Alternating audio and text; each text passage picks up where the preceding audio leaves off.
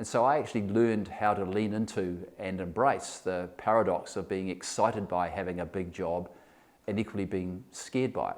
I often joked with people, you should have put me in charge when I was 25, when I knew everything, because as I got much older, I started to realize that I didn't know everything and I had more understanding of what I didn't know.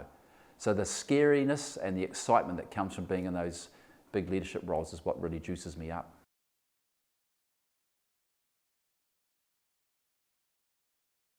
My name's Mike Bennetts. I'm a kaiarahi at Taumata Advisory Limited, so that's a consultancy and executive coaching business.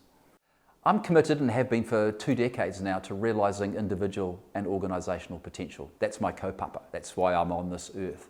So I really love working with the diversity of people that I do today to frankly help them realise their individual and organisational potential. And realise has 2 meanings to it. It's both realise in the sense of, I actually have more potential than what I thought, as well as realise in terms of turning it into something tangible for people. That's driven me for most of my working career, and I'm really pleased that I can now dedicate all of my time to doing that with other people. I fell into the oil and gas industry many years ago. I thought about what would give me a job that would have good career prospects, would enable me to see the world, and there were 2 sectors in New Zealand at the time that gave that. One was energy and one was tourism, and I found my way into energy easier than tourism. What I loved and hated about the roles that I had is that when I've been in those sort of big CEO type roles, is I was both scared and excited at the same time. And a lot of people are surprised when I talk about this. I know that when I left my last job, I said to people, I'm really glad that after 13 years as the CEO, no one figured out that I'm not competent to do the job.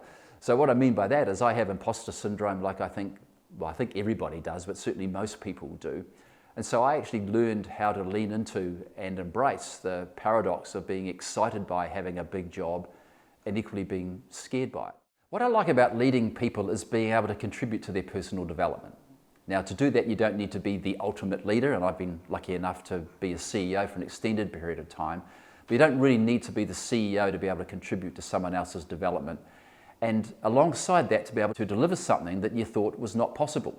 It's what I would call an extraordinary result. It was beyond the predictable, beyond what was ordinary. And sometimes you've got to give up your normal way of doing things to achieve that. You've got to work or collaborate or partner in different ways to what you normally would do. You have to challenge your preferred ways of doing things to be able to get beyond that predictable result. So people's development and delivering on the extraordinary, that's what I love about leadership. Yeah, one of the best bosses I ever had was something of a mentor to me. His name was Pagey, Ian Page, but by nickname of Pagey, and he was an absolute character. But he taught me one really, really important thing, and he had one of those gravelly voices. And I remember one time him saying to me, mate, it's all about getting the job done. And I really, really thought quite carefully about that, because he was one of the most loved leaders inside the company. He was seen in today's terms as being very apolitical. He didn't do the politics of anything, but his message was quite simple. If you focus on just getting the job done, then the distractions or the criticisms that may come your way about playing the corporate game and all that stuff just wash right away. So one of the most important things I ever learned is it's all about getting the job done, mate. I think leadership is causing something to happen that would otherwise not happen. Now that sounds a little bit weird, so let me talk about it.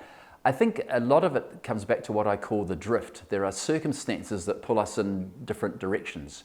And some of us get really, really good at dealing with circumstances. It's what I call the leadership version of whack-a-mole. Something pops up, you deal with it, you deal with it, you deal with it.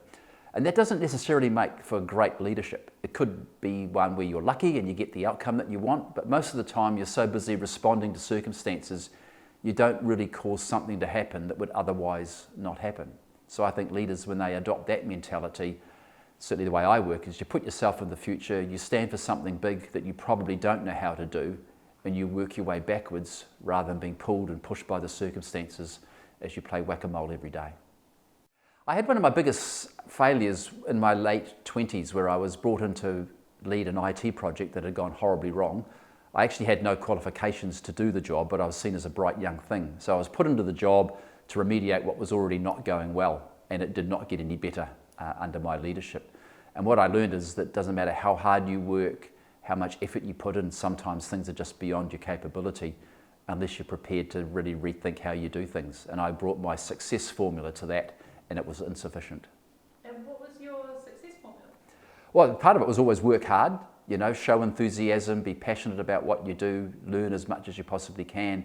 And sometimes you just need to better evaluate your risks and say, actually, this is one where we need to pause, if not outright stop, rather than keep going hard at it, because going hard at it was not going to make us successful.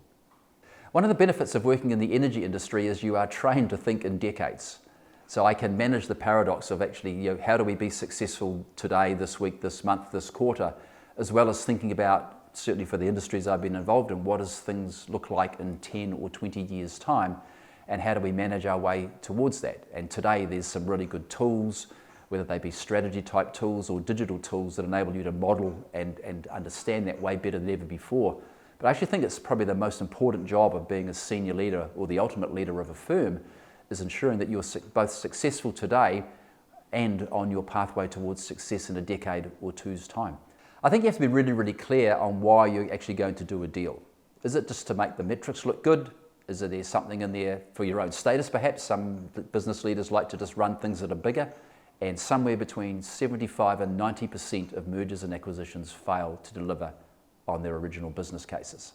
So you've got to have really good sound rationale for doing it, and it's more than just the numbers. There are people involved, there are customers, employees, stakeholders involved. And I think that's perhaps one of the reasons why there are so many failures in the land of mergers and acquisitions, because people are just driven by the metrics you can put into a spreadsheet rather than actually the consequences for people, which are much harder to model or forecast. I think we did it really well when Zed bought the assets off Caltex here in New Zealand. We put a lot of emphasis on culture. We put a lot of emphasis on understanding the different cultures from the two companies as we put them together. We put a lot of emphasis around the people processes. We made commitments that were very visible and transparent, and we reported on those. And the outcome for all of that is we delivered all of the benefits in half the time that was originally anticipated, and it was a successful deal, unlike many others that are not successful. It's because we put the time and effort into people and the softer elements of the deal, and as I said, the result was all of the benefit in half the time. One of the things you learn by working in the energy industry is to really understand risk management, whether that be financial risk management, operational risk management, or the risks associated with people and plant as the two come together. So you get really, really good at that. And I'm really pleased to see that over my career that there's been an evolution in the way in which we do that. We clearly use digital tools more today to understand what those risks are, to be able to model them. I think AI takes us to the next level around that. Digital means we can actually better capture the information people have around incidents. We can keep better maintenance logs on plant and machinery. So I think digital's made a massive difference around that. But fundamentally it comes back to people. Are they adequately trained? Are they encouraged and empowered to stop work when it's unsafe? Can they intervene when things are not going as planned and put perhaps production at risk? So I think as much as we've got all these wonderful digital tools, we've got evolution in things like safety 1 versus safety 2 thinking, I do think it comes back to people being competent, capable, and willing to step into unsafe situations and do what's expected of them. I think sustainability is one of the biggest things that we as businesses can take leadership on. We often sit back and point to government lacking policy in this area, or policy settings perhaps changing too frequently. But businesses, I don't think need to be completely bound or limited or restrained by what the government is doing or not doing. There's lots of things we can do around being more environmentally and socially responsible for the impact of our actions and our activities in a way that doesn't need any policy settings from government. In actual fact, a lot of that contributes to better business performance. So it's not even a situation where, and I know some people think the more I get after sustainability, the more it's going to cost me. I think your early steps around sustainability, environmentally and socially, actually improve your bottom line rather than detract from the bottom line. I think one of the most underutilized practices that leaders can help themselves with is the practice of reflection. It pretty well costs nothing other than perhaps the opportunity cost.